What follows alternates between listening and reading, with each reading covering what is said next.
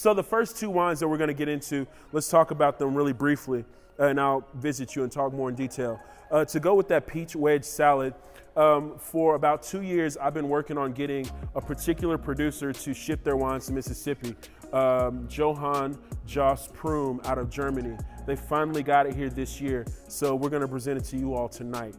This is a Riesling from the Mosel area. It's a magnificent space.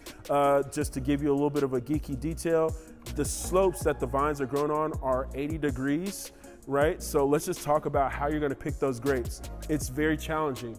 Also, that means that since you can't do it that well, it's small yields. Not a lot of this wine makes it out of the vineyard and out of the winery. We got a little bit of it for you all tonight. I think you're gonna love it with that peach wedge salad. There's a little bit of sugar in that wine.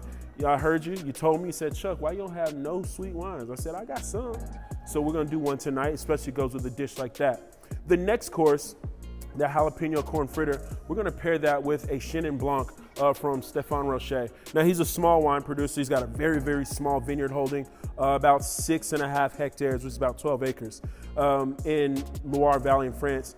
Really small producer, but he does really cool things with Chenin Blanc. Now the Wino Lounge crew down there had a sparkling Chenin Blanc from South Africa. You guys are gonna get a still version out of the Loire Valley, which is one of the places that grape really iconized and made its mark globally on the wine scene. So you're gonna get that one next. And the reason we chose that one is because there is a little bit of residual sugar, so less sweet than the Riesling, right? We're gonna get a little drier, right, with that Chenin Blanc. But because of the spice and the jalapeno and the sweetness in that wine, and then the weight of it to go with the texture of that fried corn fritter, is why that pairing really, really makes sense. I'm getting hungry, and again, I could do this all day, and we will all night. So those are the first two, and we'll come back and we'll talk about the last two as this night goes on. I'm gonna get some wine in your glass here real soon.